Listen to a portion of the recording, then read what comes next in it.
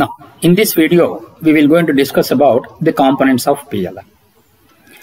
What are all the components? Which are all the components of the PLM? Number one, product and product data. So, in this, we define product specifications and processes. Then comes with the second one as the original structure.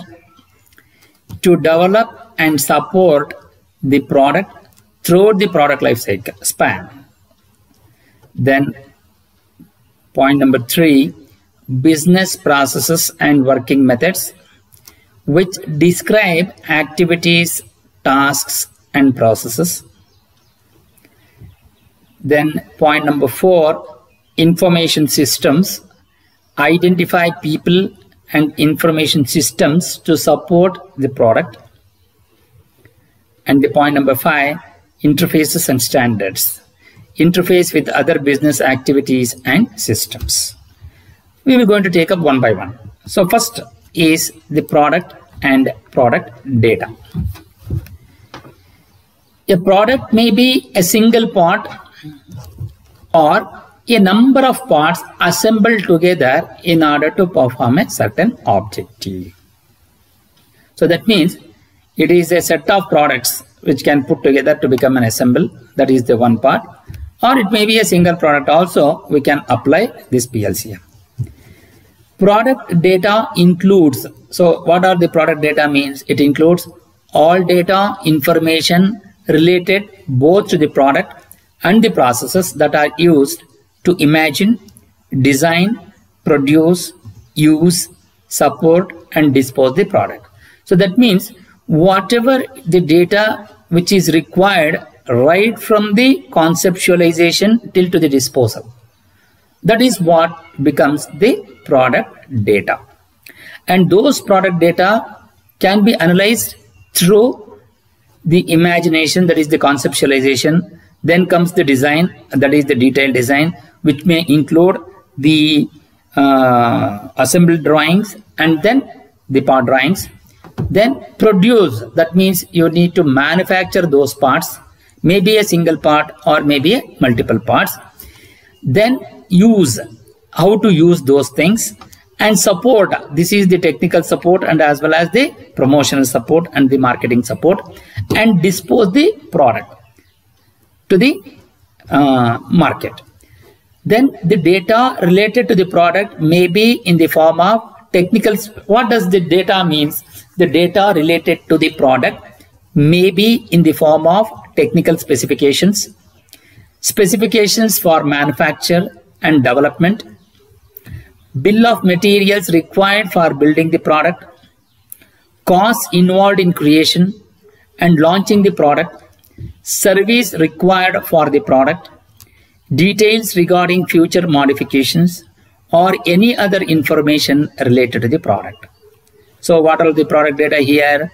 That means what are all the technical specifications required about the product. That means how this product will going to be used in the market. So that is what is the technical specification. Specifications for manufacturing. So how to produce this part and what are all the machines are involved. How to clamp the how to use the and hold the components like jigs and fixtures and the development.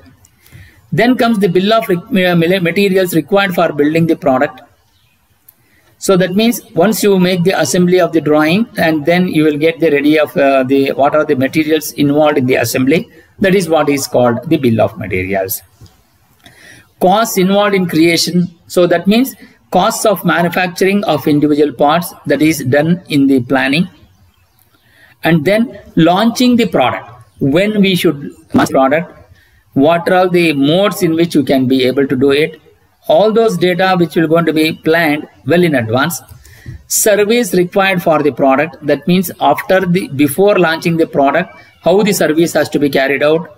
And what are all you need to give a training for the people or the personnel on which you want to develop the product or to launch the product. All those things has to be having a proper documentation. details regarding future modifications. So once we do that, so later on we will going to come to know, yes, we can improve upon that. Suppose if it is possible to improve, suppose if it is possible to do the modification on the present product itself, it can be done. Otherwise, for the next product launching, we can have that future modifications or any other information related to the product can be stored in a product data. The product data is created in the suitable format, especially making use of computers and related softwares, so that the data can be used throughout the product life cycle by all people in the organization who are working on or with the product. So that means here the use of computers, that means the data will going to be in the electronic data format and with, of course, with the related surface.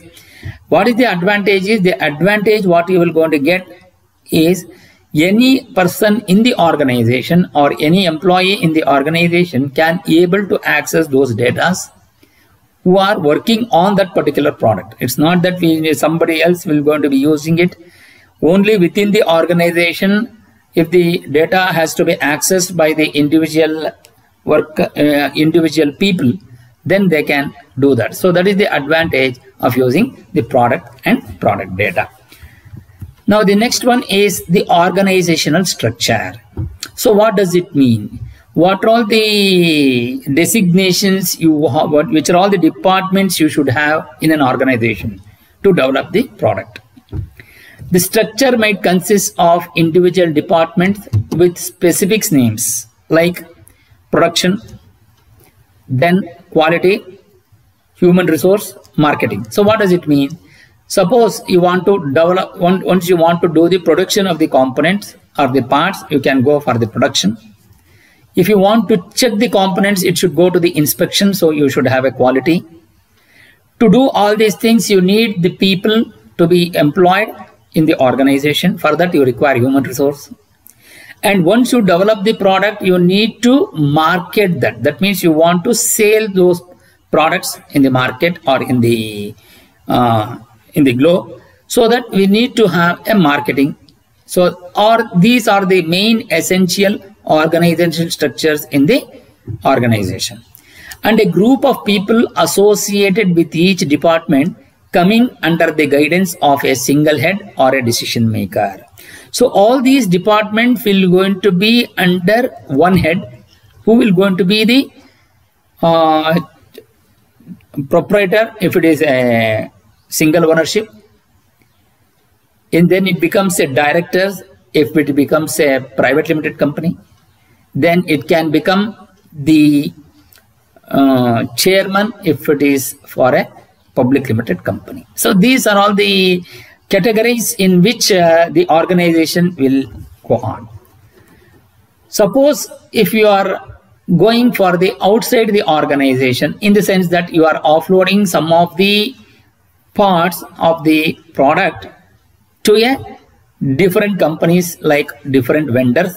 So for those people, we will going to call it as the contractors or subcontractors or suppliers or partners or customer, suppliers, retailers, etc. may be created accordingly. That means if you are offloading, then all these categories will going to be taken care of in the organization.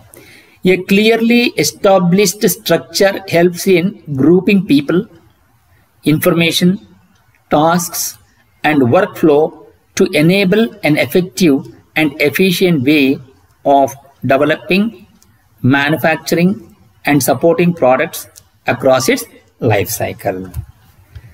So in the next video, we will going to continue with these components of the product, which is the business processes and working method, in the next video. Thank you.